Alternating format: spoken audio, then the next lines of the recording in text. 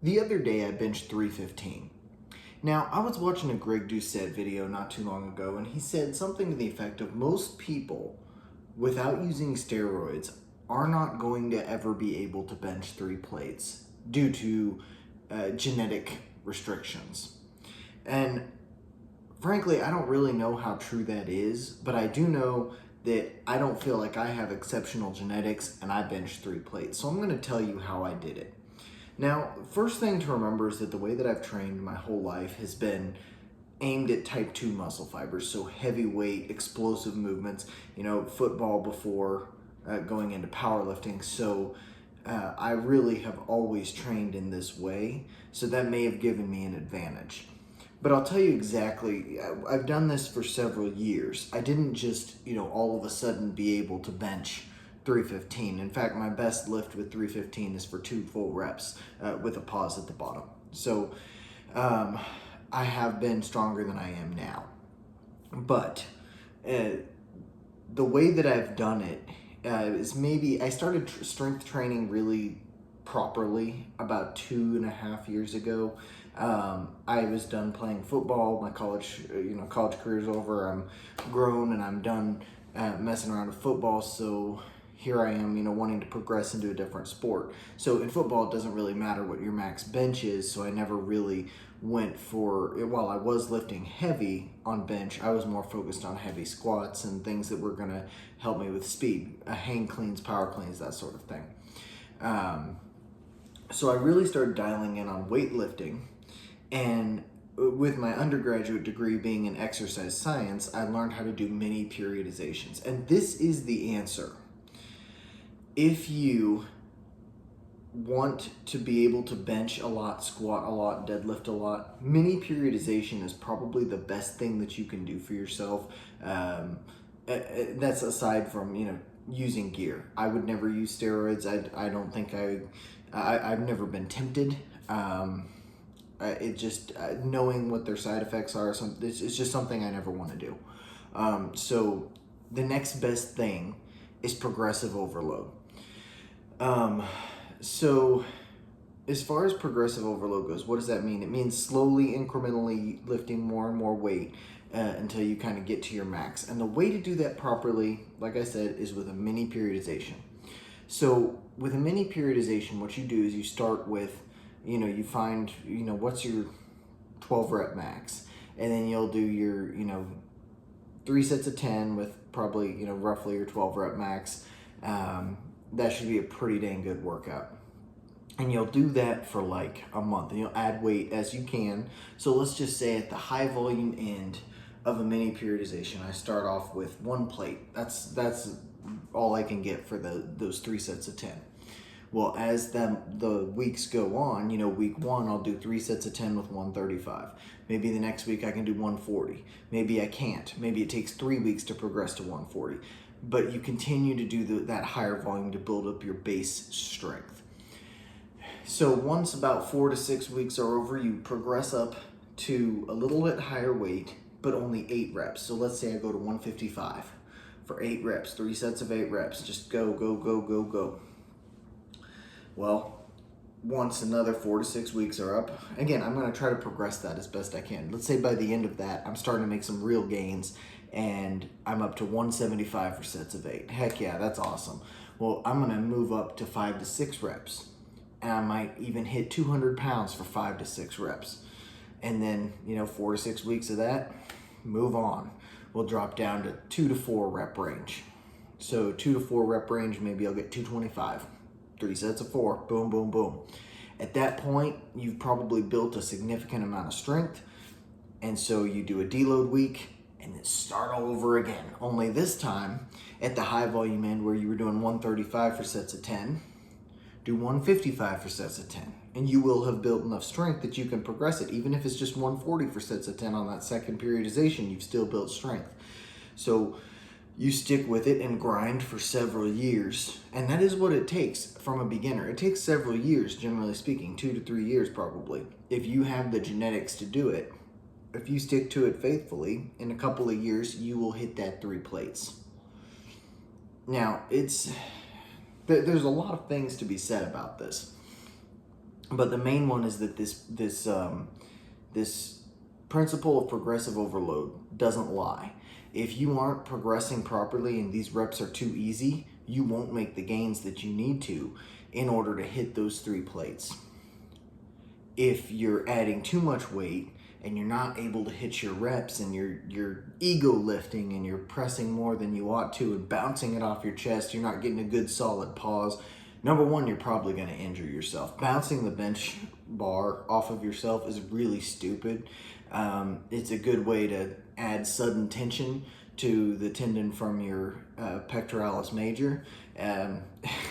It's also a good way to bruise yourself across your sternum and ribs, but the worst thing is that you're very quickly loading because when you bounce it, it takes the load off of your chest for a second. That's why people do it, to bounce out of the hole. But when the weight comes back on, you're just causing stress on your whole rotator cuff, on the tendons of your pecs. Not smart at all. When you bench, you take it down nice and easy, and you pause, and then you bring it up. In fact, I'll show you the 315 I did just the other day.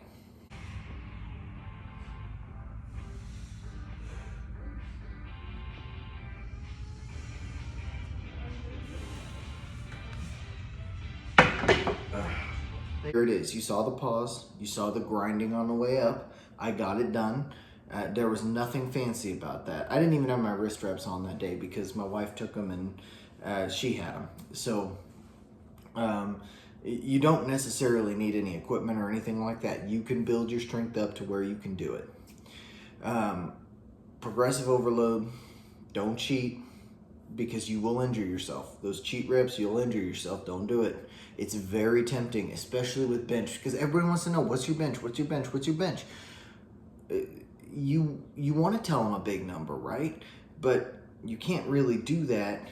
You can't progress in such a way that's going to be super impressive week over week over week. Some weeks there's going to be just an incremental change. Let's say, in fact, some weeks there's a regression. I've had weeks where I've gone, on this particular periodization I'm on right now, 225 by 12. Okay, that was my 12. And then the next week I came back, I couldn't get 225 for 7. And you know what that told me? I needed more recovery time. I wasn't sleeping properly. I wasn't eating enough. And that kind of brings me to this topic of supplements. What supplements should you use? If you're trying to bench that big weight, get that 315, what supplements are going to help you? Well, you know what? I'll show you my supplement stack, and some or all of these may be helpful. Let me go get my stuff. Now, before I get into this, I want to give you guys a little bit of a disclaimer. You don't need all this stuff. I'm cutting a weight class before I prep for another powerlifting meet, so I'm using quite a few supplements, but you don't need all of these. First things first here, we're gonna keep it basic. Protein powder. I love Ghost protein powder. This Chips Ahoy stuff, fantastic. I mix it with oats, that's a meal. Put some water in the oats, mix this in, boom, you got it. 500 calories, 30 grams of protein, it's great.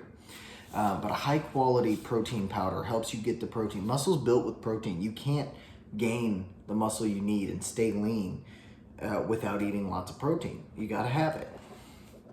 Now, with that being said, I'm a big fan of carbs as well.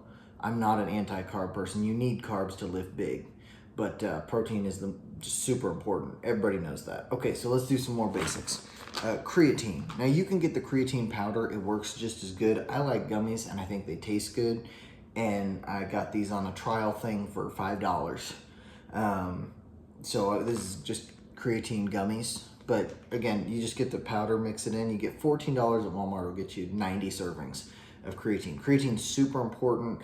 In fact, when you're training and you start using creatine from using nothing, the effects on your performance are comparable to a lot of different types of steroids from someone who's already using all these supplements. It is a significant gain. All the studies are very conclusive about that. What else have I got here? Okay, so I've got, this is just my pre-workout. I like Orange Gainsicle. This is from Alpha Lion. I love Alpha Lion supplements. In fact, my phone is sitting on Alpha Lion protein powder. Love that stuff too. But get you a good pre-workout that, don't do too much caffeine. You don't want double scoop. Something like this has 330, I think, 330 milligrams of caffeine. 275. It has 275. You don't need to double scoop that. It will make you crazy. But I like the beta-alanine. I like the Rush. So there's that. Now we're going to get into some other stuff. So EAAs. Some people say that these help with muscle protein synthesis. Some people say they don't help at all. For me, it helps me stay hydrated. It reminds me to drink water. It tastes good. And I feel better when I'm using it. So I'm going to go ahead and use it. That doesn't necessarily mean that it's helping. It could just be a placebo, but I like it and I feel like it helps me. Now we're going to get into some controversial supplements. Ashwagandha and turkesterone. I take both. I cycle them together and then I take a month off. I'll cycle them for 90 days and take a month off because they give you what are called diminishing returns. Basically, the longer you use them, the less good they're doing you because your body acclimates. Turkesterone has been shown to be effective. It's on watch lists, but it's not banned anywhere yet. And when it's paired with ashwagandha, there have been a lot of promising results with these. Now, you have to be careful with turkesterone supplements because many of them are they're either not pure, they're not the correct product, or there's just not enough in the dose to actually be effective. I know that Greg Doucette's HTLT supplements were tested and they seemed to have an effective dose, but they're so expensive. I get this stuff from bulk supplements. It's just a crap ton of it. And I do a couple half teaspoons twice a day, and that gives me the effective dose. And then I pair it with this ashwagandha. It's about 1,400 milligrams of the KSM 6.6 is what you want out of the ashwagandha. That's the part that's actually helping you, and there's 600 milligrams of that in a serving of this, and I do a serving and a half a day. They help build muscle. They have anabolic effects, but none of the bad side effects. Now, some people will tell you, like Mike Israetel from Renaissance Periodization. Guy's got a PhD. He's obviously a smart guy. I disagree with him on this. I've got a graduate degree myself, but that's not what makes me right or wrong, right? What makes me feel like I'm right is that number one, I've read the research. I've found a supplement where I can actually get the effective dose, and the results. To me, I feel stronger. I feel like I perform better. I feel like I have more endurance. Again, it could be placebo, but I feel like it's helping me, so I use it. On top of those, I use fish oils, of course. Use fish oils for your heart. It's just general health. I also supplement with a few vitamins and minerals that are good for creating the correct, what's the word I'm looking for? Like just the correct atmosphere for muscle growth. So zinc, magnesium, vitamin E, vitamin A, vitamin C, and vitamin D3. Those all help with just creating a good environment in your body for muscle growth. If you're deficient in any of those vitamins, you should consider taking them. If you don't want to take these, because this is kind of expensive to take these supplements, take a multivitamin. Take your protein. If you can't afford protein, eat meat, and eggs. Although eggs are pretty expensive nowadays. Get a pre-workout if you can and use creatine.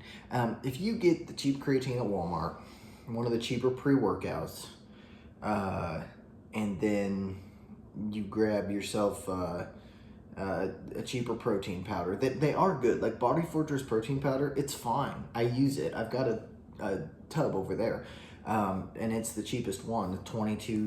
I think it's $22 for 20 servings, something like that. It's good stuff. I like it. I just happen to like Ghost better, and I can afford it. So, but if you can't, that's okay. Get the Body Fortress stuff. Get you a cheap one of the 6-star pre-workouts at Walmart. It's not a great pre-workout, but it'll work. But Total War is good. Bucked Up is good. I choose Alphaline, but Alphaline's pretty expensive too. This is about $55. And then some type of creatine. You're okay. And you can probably, I benched 315 for the first time when I wasn't taking any of this stuff except creatine. I wasn't even using pre-workout at the time. I was afraid to get onto it because I wasn't sure if anything was banned. And I was still thinking I was maybe going to play another year of football. And you don't want to mess with banned substances. But no, it's possible to do it without all the crazy supplements. I'm just telling you, these things will make it easier, or at least they did for me. So I hope that helped you. If you're looking to bench 3 plates, that's truthfully how I did it.